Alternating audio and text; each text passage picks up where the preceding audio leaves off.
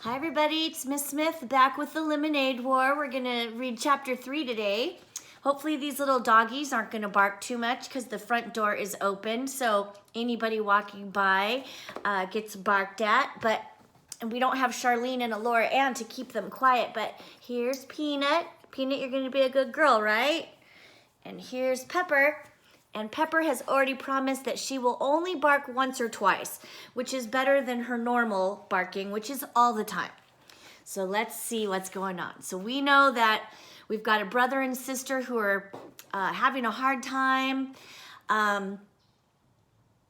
Yeah, they're having a hard time. And it's because they're going to both be in a 4th grade class together. And I feel really bad about this. I just feel like, I don't know, it feels a little awkward. So let's see what happens. Chapter 3, joint venture. A joint venture is a noun. When 2 or more people joining forces to sell a certain amount of goods or to work on a single project. When the goods are sold or the project is finished, the joint venture ends. Interesting. Your sister is really... Shut up, said Evan. Huh? Just shut up. She's okay. She doesn't look. She's okay. So just don't say anything. Just shut up. Okay, said Scott, holding up his free hand to show that he meant peace. Evan was getting abused on both sides. The heavy cooler was banging against his inside leg with every step, and the plastic chairs were scraping against his outside leg. Bruised and bloodied, he thought to himself, all for the fun of hanging out with Scott Spencer. Because remember, this Scott Spencer person isn't somebody that Evan really is good friends with. Why couldn't Jack have been home? Or why couldn't Ryan have been home? Or why did Adam have to be on the Cape this week? It all just stunk. How far are we walking? Grunted Scott. Just to the corner. Evan watched as drops of sweat fell off his face and landed on the hot sidewalk. We should have stayed in the driveway. It was shaded there. No, said Evan. The corner's better. Just trust me. He remembered when Jessie had said the same words to him last summer. They were setting up a lemonade stand together, and Evan had been grumbling about dragging the cooler across the street and down 2 houses. Just like Scott was. But Jessie had insisted, there's a sidewalk on this side, she said, so we'll get foot traffic. Foot traffic means people walking around, coming in both directions, and people in cars coming around the curve will have time to see us and slow down. Besides, there's a bunch of little kids on the side street, and their mothers won't want them crossing Damon Road. The corner's better, trust me. And she was right. She was right a lot of the time. They'd made a ton of money that afternoon. It took 10 seconds to set up the lemonade stand. Evan unfolded the chairs and set one on each side of the cooler. Scott tilted the sign toward the street for maximum effect. They both sat down. Man, said Evan, it is hot. He took off his baseball cap and wiped the sweat from his face with his shirt. Then he grabbed an ice cube from the cooler, balanced it on his head, and stuck his cap back on. Ooh, yeah, said Scott, I'm thirsty. He reached into the paper bag and pulled out a cup. It was one of those large red plastic cups that vendors use at professional baseball games. Then Scott took one of the pitchers from the cooler and filled the cup to the brim with lemonade. Hey! Not so much, said Evan, pouring himself a cup too, but only part way. He glugged down half his drink. Not bad, he thought, though he noticed a dead fruit fly floating on the top. Ew. His mom had been battling a mad fruit fly infestation ever since the weather had turned really warm. The kitchen sink area where they kept their fruit bowl was dotted with tiny, feathery fruit fly corpses. Ew, that just means like dead fruit flies. Gross. Scott drained his cup and tossed it on the ground. Ah, he said, satisfied. That was good. I'm going to have another. Evan reached for the trashed cup and stowed it under his seat. Nah, come on, Scott. You're going to drink all your profits if you do that. He stretched his legs out by putting his feet on top of the cooler. Just chill out. I'm going to chill by having another cup of lemonade, said Scott. There it was. That mean bite in Scott's voice. Evan's shoulders tensed up. Move your feet, said Scott. It's hot out here. Dude, Evan sat up expectantly and looked down the street. Hey, here comes our first customer. A mother pushing a double stroller came into view. At the same time, one of the kindergartners from down the street rode her bike up, noticed the sign, and quickly pedaled back to her house. Within 5 minutes, there was a small crowd of neighborhood kids and pedestrians, people who are walking around, buying lemonade from the stand. Evan let Scott handle all the money while he took care of pouring and the sweet talk. That's what his mother called it when a salesperson chatted her up. Trust me, she had once told Evan and Jesse, buying something is only half about getting something. The other half is all about human contact. Mrs. Tresky knew about these things because she was a public relations consultant. She even written a booklet called 10 Bright Ideas to Light Up Your Sales for one of her clients. And Evan was like her. He was good at talking with people, even grown-ups. It was easy for him, so he kept the conversation flowing along with the lemonade. People hung around. Most of them bought a second cup before they left. Evan was so busy he almost didn't notice Jessie flying out of the garage on her bike and riding down the street toward town. Good riddance, he thought, which kind of means like, good, just go. But at the same time, he wondered where she was going. During a lull in business, and a lull means like not a lot of people were coming, so it was quiet, people aren't buying things. So during a lull in business, Evan walked all around the stand, picking up discarded plastic cups. Scott sat in his chair, jingling the coins in his pocket. Man, we are gonna be so rich, said Scott. I bet we made $5 already. I bet we made 10. How much do you think we made? Evan shrugged. He looked at the stack of used cups in his hands and counted the rims. 14. They'd sold 14 cups so far, and each cup of lemonade cost 50 cents. Evan heard Mrs. DeFazio's voice in his ear. Mrs. DeFazio had been his third-grade teacher, and she'd done everything she could to help Evan with math. If 1 cup of lemonade sells for 50 cents and you sell 14 cups of lemonade, how much money have you made? Word problems. Ugh. Evan hated word problems, and this one was impossible anyway. He was pretty sure the right equation would be 14 times 50. Girls, what do we talk about the barking? We're gonna keep reading. But how was he supposed to solve that? That was double-digit multiplication. There was no way he could do a problem like that. And besides, some of those 14 people had bought refills but used the same cup. How many? Evan didn't know. Still, he knew they'd made a pretty good amount of money. That estimate was close enough for him. How much do you think we could make if we sold it all? Asked Scott. I don't know, said Evan. Maybe $20? That sounded high even to him, but Evan was an optimist, and an optimist is someone that always looks on the bright side, always thinks about what's the positive. Do you really think? Both boys looked in the cooler. 3 pitchers were empty. They only had half a pitcher left. You were pouring the cups too full, said Scott. You should have poured less in each one. Well, you're the one who brought the huge plastic cups. You could fit a gallon in one of those, said Evan. Besides, I was going to be chintzy, and chintzy means like you're going to be cheap, a little bit cheap. They're paying a whole half a buck for it. They deserve a full cup. And anyway, we can just go home and make more. My mom has cans of lemonade in the freezer. So go home and make some more then, said Scott.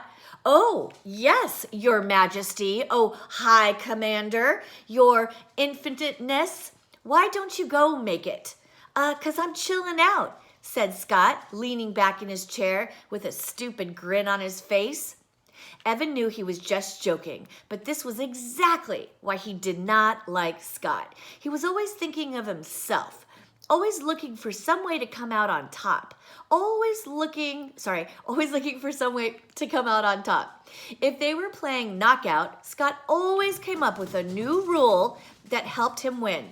If they were doing an assignment together, Scott always figured out how to divide it so he had less work to do. The kid was a weasel. No 2 ways about it. But everyone else was out of town. Evan didn't want to spend the day alone, and Jesse Jesse was on his poop list. Ooh, that's a horrible name for a list. I would hate to be on someone's poop list. As Mom called it when the dog did something he wasn't supposed to do. Evan might never play with Jesse again. Wow, he's really upset with his sister. Evan crossed the street and went into the house. He was surprised to find that there were no more cans of lemonade in the freezer. Wow, there'd been so many this morning. Luckily, there was a can of grape juice in the freezer and a bottle of ginger ale in the fridge. It'll work, he thought. People just want a cold drink. They don't really care if it's lemonade.